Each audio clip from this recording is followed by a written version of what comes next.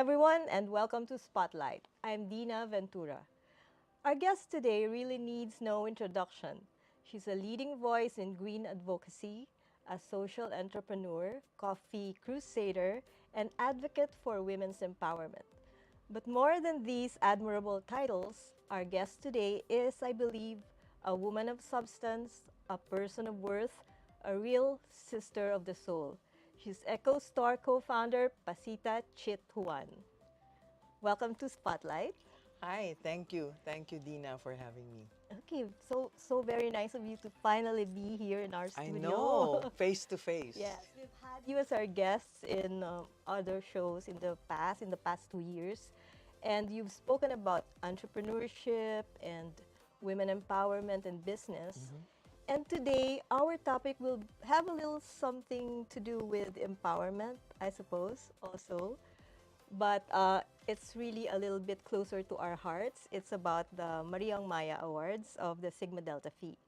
Yes. Okay, so to our viewers, Miss Chitwan and I are sisters in the university sorority called Sigma Delta Phi.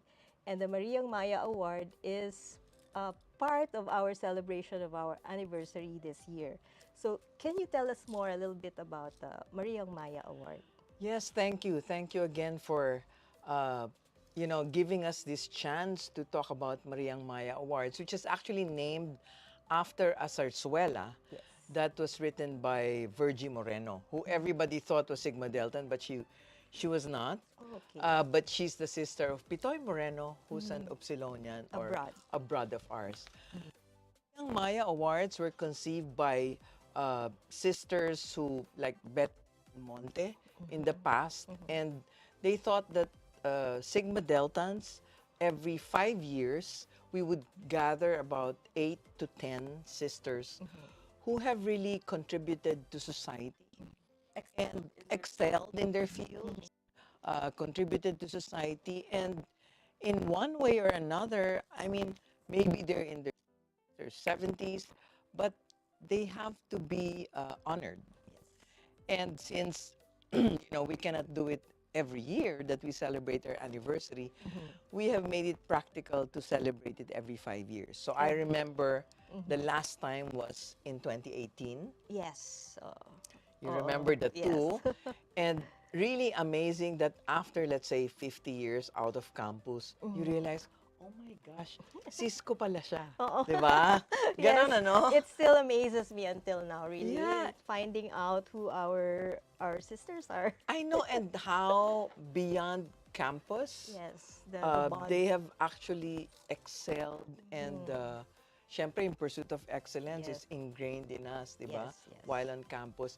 But beyond campus, you excel in your field, give back, as scholar ng bayan, parang the giving back comes so naturally. Yes, I know, I Yan. know. Oh. Yes. So it's really at the core of our sisterhood Yes, bond. that's right. Anyway, I think not everybody knows what the Mariang Maya Sarsuela was about. I call it a little bit teleserye because of the stars in that musical or play Yes. that happened so long ago. I think Yes. it was the parents that's now known as Donnie Donnie Pangilinan, right? Pangilinan, yes, because he's now more popular than our sisters Maricel and Angeli Valenciano. Yes. But the Lola of Donnie Pangilinan, who, Yes. by the way, will be at our gala night. We will be Okay. honoring Mommy, we call her, Mommy Emma Pangilinan, who was really a campus heartthrob.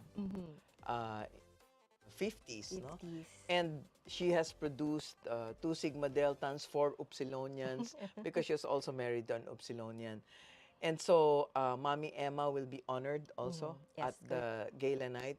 But the Mariang Maya Awards, awardees, they were chosen by a committee Yes. of course, older sisters who have been watching all these developments in their careers. No? Okay. So there is a nomination process, and then there is a committee that judge who can be Okay. the 8 or 10.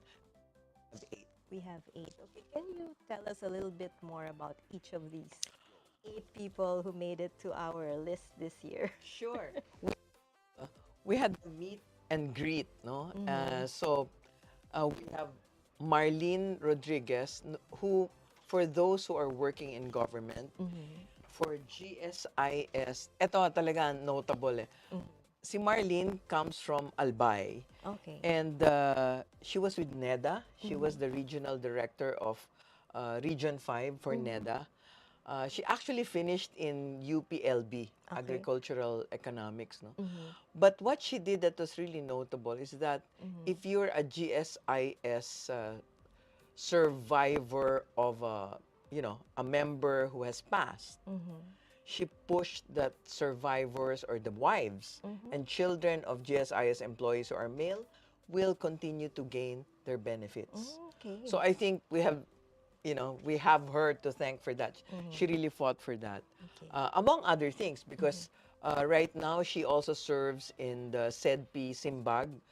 I'm familiar because I sit in the board of Mm-hmm. SEDP, which is a social enterprise Yes. development center Mm-hmm. in you are from Bicol, Yes, I am. I'll so buy you know also. that.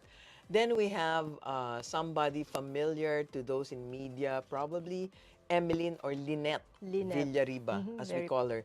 She's Mm-hmm. batch 68. Um, and as I was reading the nominations, I didn't Mm-hmm. realize Lynette was there during the clandestine days of Oh. media. She was picked by her professors, Mm-hmm. mentors, to do all these cartoons and everything during the 1986 Mm-hmm. The revolution, revolution, and yes. how media actually used the power of the pen. Yes. And Lynette was part of that. And then during Ninoy's assassination, she even did a Draw very illustration. remarkable illustration, that Mm. pointillism, no? Yes, I remember. So you would think well, she took up editorial design, so Mm-hmm. maybe she knows how to merge politics and art. Mm-mm. And she's also doing our souvenir program. Yay! Yay. Galing. And then we have Ambassador G. Benavides, Mm. who is the first longest Filipina ambassador in the Muslim state of Brunei. Wow. 'Di ba? And after that, I think she was there for about 9 years or more. Sabi ko nga, sayang sis, I should have gone there when you were still there. She gained the respect of course, the Crown Prince of Brunei. And then after her stint in Brunei, she went on to New Zealand and the other islands Okay. around New Zealand, Cook Island pa yata. So Ambassador G, as we call her, has stood up for women's empowerment, Of course. of course, during her stint. Mm-hmm. And to this day, she's doing like Bible teaching, etc. And she makes a mean carrot cake. Oh. Yan. Kasi nag-meet and greet and she brought it. Mm-hmm, Sabi ko, mm-hmm. Ambassador, you're in the wrong career. Yun. And then we So she's have, retired already. she's retired from her post, but Mm-hmm. she continues her work with church Okay. and bakes on the side. Wow. And then we have, who's next in our list? We have Lourdes Santos. Yeah, Lourdes Santos. Mm-hmm. Uh, you might say, no, food research and development. But if you like your Chicken Joy now, Oh, yan. siya yun. She reformulated Chicken Joy. Now, how notable is that? Diba? Very much. Because I heard So, that Chicken Joy is number one. oo. And then, if Best you... fried chicken daw eh. Di ba? Yes, di ba Voted. sabi ng taste, ano? And the peach mango pie. That's Oh, also her work? si sis rin yan, di ba? And then, we have, so yan, you can ask Sis Lourdes. Now, she's based in New Zealand now, but she's worked with a lot of multinationals. But what's really close to us is that she knows her Filipino taste, the Filipino Yes, very flavor. good. And I'm sure sa iba niyang dinidevelop na recipes, nandun pa rin yung Pinoy touch. Very nice to know. And then, another awardee, di ba mahilig tayo magbasa ng survey. And the survey says, ito ang poverty sa Pilipinas. Sino ba yung mga sikat na mga survey groups, no? Of course, Social Weather Station. Yes. And the yes, yes. CEO is no less than my kabatch. Oh, wow. Linda Luz Bacungan Guerrero for social research. Wow. Pero pag tinatanong mo siya, ano ba talaga? Sabi niya, naku ha, ang survey namin, very fair yan, ganyan. So, she has done a lot in the field of social sciences, I think. We can see I that. think she's the only one in that field na, well, na Sigma Delta, no? In surveys and yun sa social weather station. Then, another kabatch of mine, si Annie Heronadi, For business and entrepreneurship. Bakit naman? She's one of the very few women in mining. Where A she man's was world. a man's world. You know, like coffee used to be just a man's world. And she did a lot of parang reforms in mining where, di ba, if you look at mining, naku, medyo extractive, etc. Yeah. Now she's even rebuilding forests in Teresa Rizal. That's something good. And then, yeah, that's something good. And even an organic garden. But in mining, she's very well respected. She's one of the few women, like I said, who really made the name in mining, and she would exhibit abroad all our mga romblon, marble, Marble. which can be comparable daw to European marble, they say. Yes, the Italian, I Yeah. think, or something. Okay. And then we have Lisa, or Elizabeth Santiago Sichon, who's also married to a Brad, si Chug Sichon. Lisa is in human resources development. So she worked with multinationals and continues her practice today in human resources. She came back for a while, a few years ago, but then I guess because her kids are also in America, bumalik rin siya ng States, no? But she's done a lot in human resources development. Okay. And then I was going to ask you about Frances Rivera. Oh, she's my kabatch. Yeah. She's based in the U.S. and after college, she moved to the U.S. to work there. And she's been in broadcast communication. She's an awardee she received an award for her broadcast hosting in America. And yes, so yun, she's kabatch. Yan, Very, kabatch, very proud. Very accomplished din siya in broadcast Oo. communication. So it shows lang na ano. Basta I think her cause is to help women and young people achieve what they Rise want. up, Yeah, no? to Yung rise ganon, up, yung wala ng to glass encourage. ceiling and Oo. all of that. Yeah. Yun. So we were talking about how the awardees are chosen every 5 years. What's the process like? Is it very hard to make it to that list? Alam mo, I think it's usually your contemporaries who would notice that, hey, I want to nominate Dinah. She's done this, etc. And usually the nominator would be usually a kabatch Of course. who watch, you know, like kami, we still Zoom every month, no, with my kabatch. So you kind of know what people have done over the years. And then, or sometimes a batch higher or lower than you, but in the same decada. And you submit a nomination form and you say that I would like to nominate Dinah for journalism, etc. What are the top criteria? Well, one is really being of service Yes, to your community. to the nation, to your community, and then being part of nation building. I mean, I know it's a big word, but but you can go to the granular and see in your field, ano ba yung ginawa mo, di ba? May natulungan ka ba? Parang That's the basic thing. That is the yes, essence of it. that's the basic thing. So the committee really, you know, go through a lot of data, a lot of research, and I think the top criteria should be being part of society as a very big contributor Yes. to building the Yes, nation. you must Yun. have done something You must have done something good. good and significant, very Yes. timely and relevant, I suppose, to the times. So, very interesting talk, but we'll pause for a short break. We'll be right back.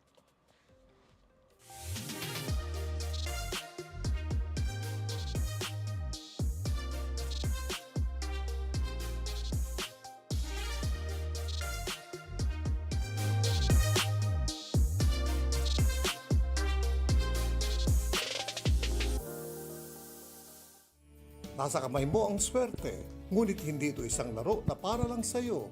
Dahil bukod sa pag-asang maging milyonaryo, ang pagtangkilik mo sa loto at ipapang produkto ng PCSO ay nakakalikom ng pondo para sa mga programang pangkalusugan, tulong at serbisyong medikal at kawang-gawa. Lahat ng minimiting makakamtan sa PCSO. Iba ng panahon, dami ng bago ngayon. Pati ang mundo natin, well, nagbago na rin. Buti ano bayan, bigger, better na. You can buy it sa centers, pati sa mga parties, may online pa at app. You can buy it with your fingers, still don't remittance and more. Online shopping, you can buy it all. Di magpadala, you can buy it all. Anumang pera transaction, you can buy it all. Sabayan ang pagbabago ng mundo for all your pera transactions, all new Bayan.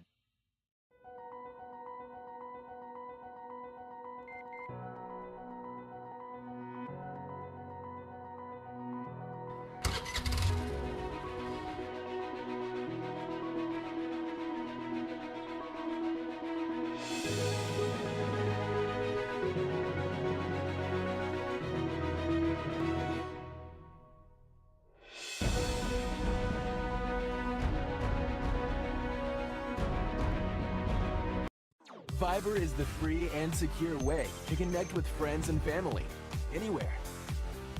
Send messages and make phone and video calls for free. Download Viber now.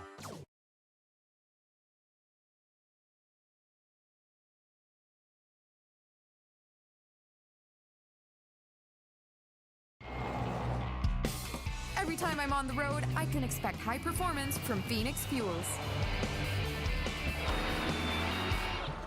Now with Pulse technology, delivers enhanced power and acceleration to make every trip come alive.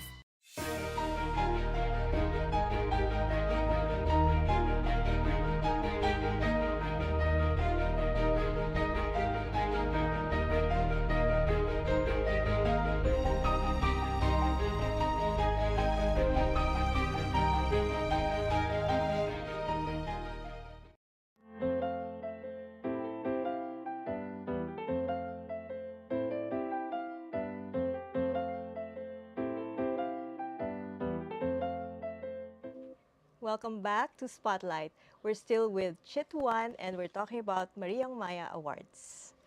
Okay, so before we pause for a break, you were talking about each of the 8 awardees that we're giving awards to this coming Feb 25. 25. Can you tell us a bit more about the past awardees of Mariang Maya? Well, if you're a Mariang Maya awardee, you would be joining a very esteemed group every 5 years, no? So in the past, we've honored like Winnie Monsod. So iba-iba, Anita Magsaysayho, so arts. Joy Virata in the arts. Broadcast, Ces Drilon. So sis rin siya. Sino pa ba yung mga baka malimutan natin na familiar mga tao? Si Cheloy Dance, who's also an artist. Yes. Betty Go Belmonte, of course, Of the course. founder of Philippine Star. Star. Pwede naman sabihin yun, no? Of course. Ano pa?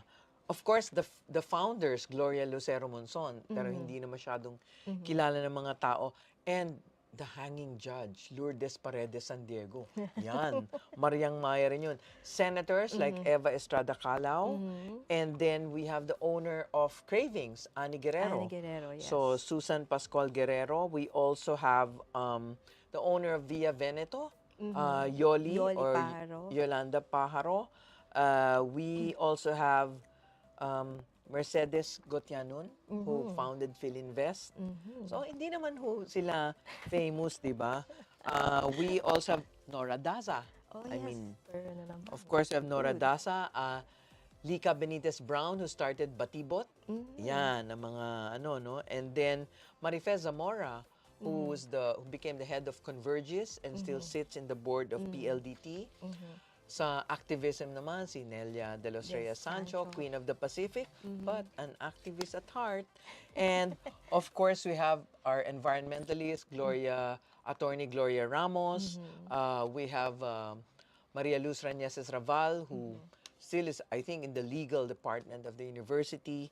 And then we have Celia Diaz Laurel, okay, who's the matriarch of the Laurel clan, yeah. Power and then family. Power family. Tapos mga judge, si Judge Leonor Ines Luciano, so marami hong lawyers, kaming judge maraming din. maraming artists. May judge ka rin ba dito sa inyo? In our batch. And Pero of ano course, pa siya? my favorite, our editor-in-chief of our souvenir program, our part of our digital archives team, Feliz Prudente Santa Maria, Yes. who is still as gracious as ever. Ever. And the author of many Yes.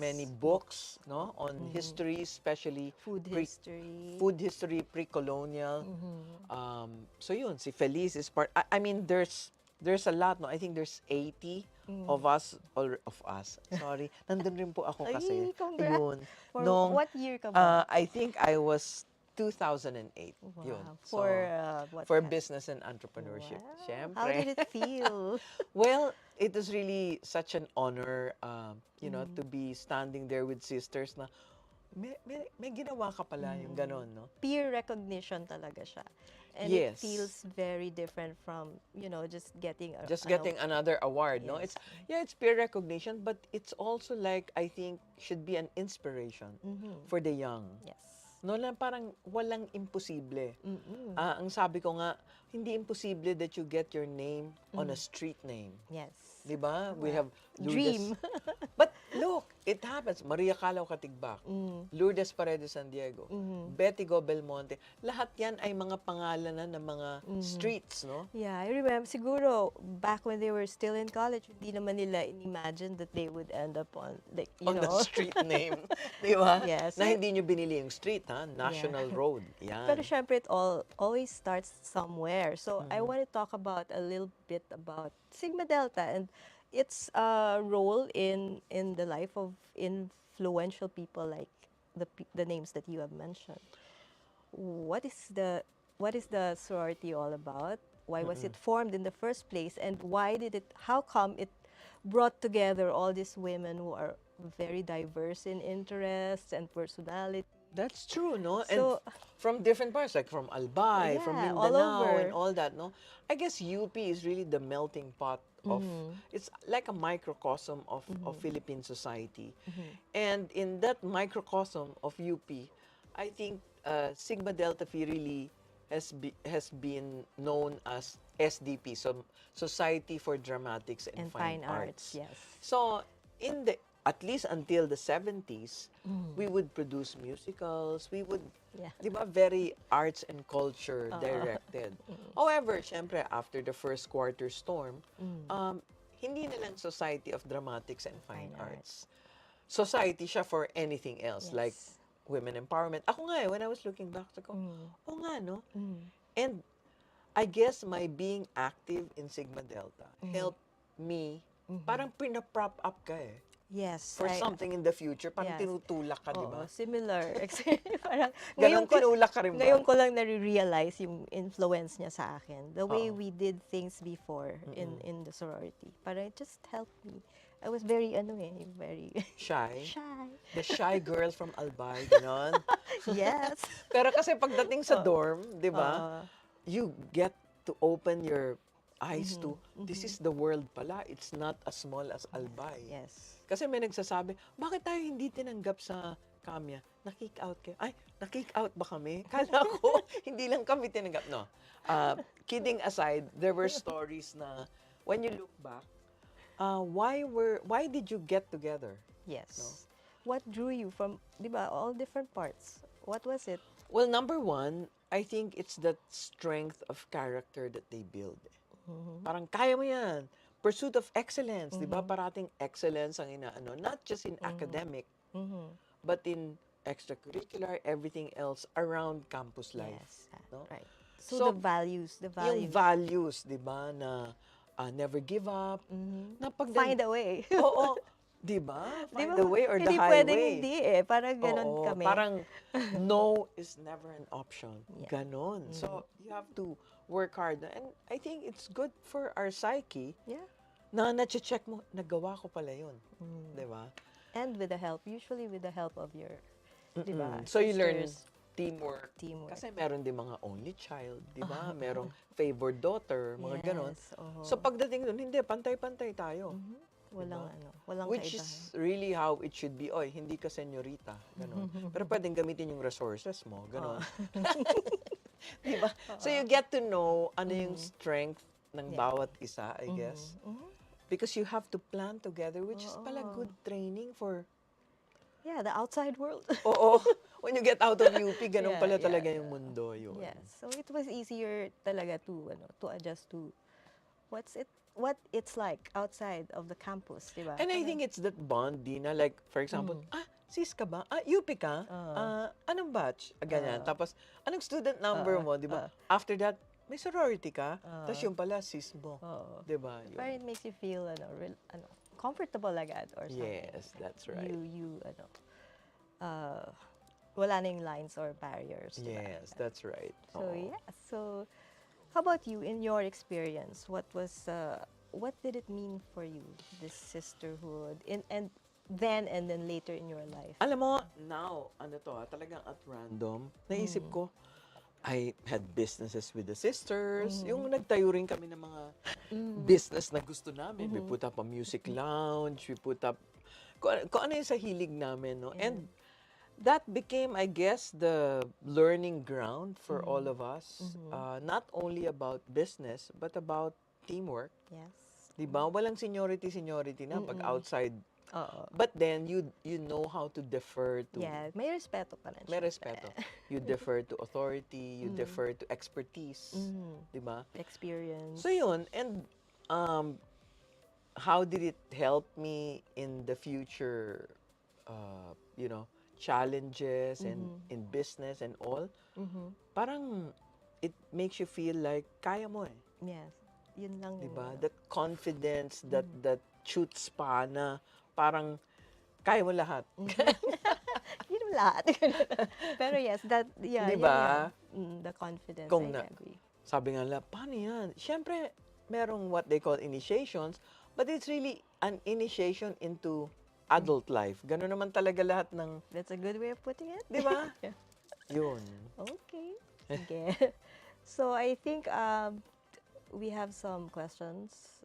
Ayun, may phone-in question for talaga? you because you're very well known in your industry. Oh. So somebody wants to know, how did the pandemic affect the mindset of people about sustainability?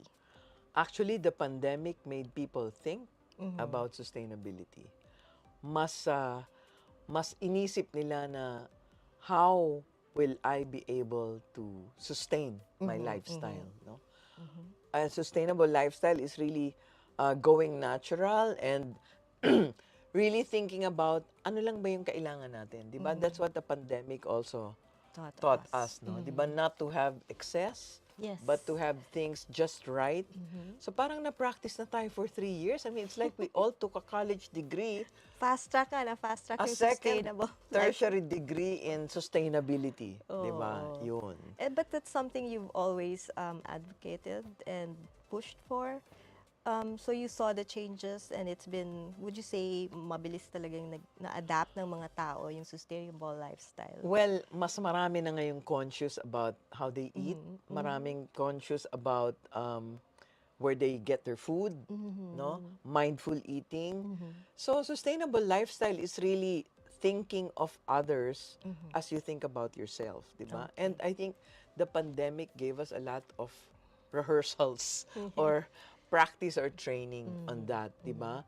Ngayon, everybody's thinking about health, exercise, diet, and really, kami, in our business, we just help people with what they need. Okay. You can start with good coffee, Yes. di ba? Yan, good Echostore. coffee. Find it there. Yun. Pero how does one have a sustainable lifestyle? You can say the term, but what does it really mean to have that kind of lifestyle? Well, it really means thinking of not just yourself, but your community and the environment. So not everybody has to be like what they call a tree hugger, but just to be mindful. mindful of ano rin, yung responsible consumption, di ba? Kasi minsan tayo ay excessive. Tapos, although it's good to get things online, dami-dami namang plastic, di ba? So, if we can choose the more, kumbaga, yung nare-recycle, na-upcycle, mas maganda yun. But you have to start with yourself, then your family. Kasi you cannot preach if you don't start it with yourself. Like ako, I sleep early. I try to eat healthy. I try to grow my own food. Ganon. So I'm just sharing with people what really has been the journey for myself and our family na mas marami kaming time sa farm. Ganon. So that you have fresh air. So, yung mga ganong changes na practice na natin during the pandemic, hindi kayo magpapa-lockdown, but go out there and take some fresh air. Yes. Yan. So you have a farm in Cavite, right? In Amadeo, yes. It's a Amadeo. coffee farm with herbs and an herb garden, and you can also have coffee, of course, and buko. Is that Yun. open to people? To Yes, we guests? just ask people to assemble a group of 5. Or Okay. sometimes we have public tours, like may mag-organize, and then you can, but you know, you can always message me on Instagram, Twitter, Facebook, either Echostore or Chit Juan, and we will answer you. Yeah, we'll arrange. All Yun. right. So there you have it. We'll go back naman to our Oo. the topic. Yeah, kasi I'm so excited to tell everybody about our what we call balikada. Yes. On the 24th, in UP, naku, babalik ko yung mga 50s, 60s, 70s, 80s, 90s. And we have what we call a balikada, balik dekada. So yung mga 70s, magpre-prepare sila ng tent. We have tents. Okay. And we have food. We have coffee.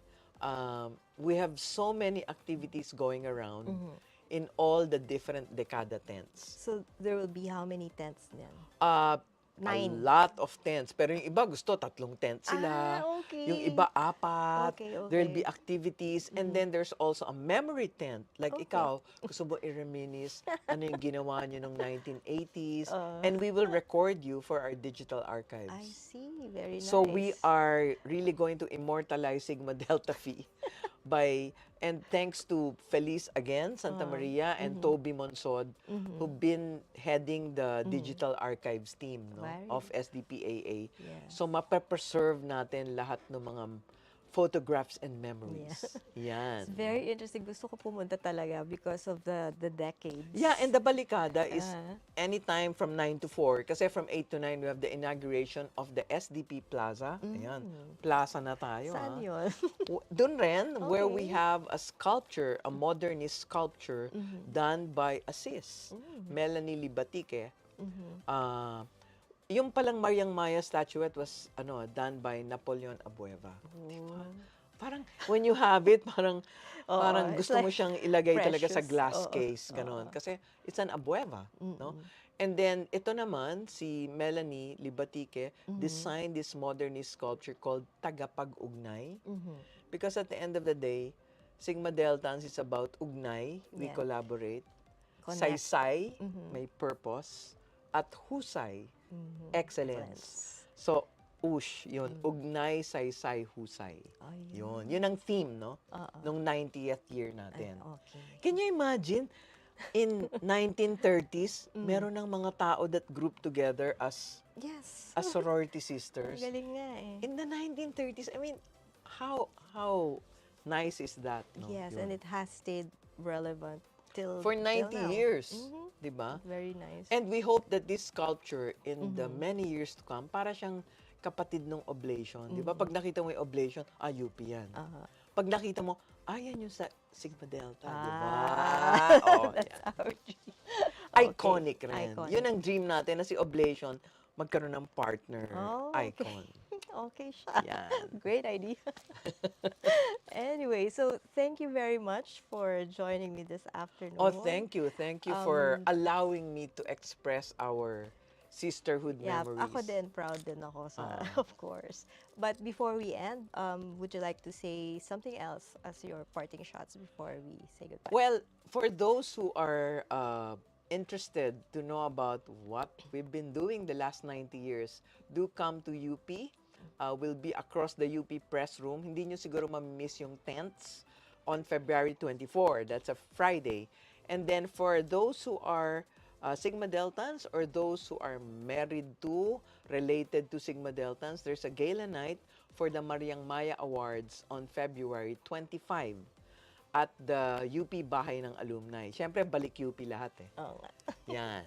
That's the gala night. Okay. So we hope to see you. See you there. Yeah, see you there. Yes. Ah. Oh. So thank you once again. It was our pleasure once again to have you as our Pleasure's guest. Watch Spotlight every Wednesday, 2 p.m. on Daily Tribune's Facebook and YouTube page. Thank you, mga katribo, once again. I am Dinah Sabal Ventura, and this has been Spotlight.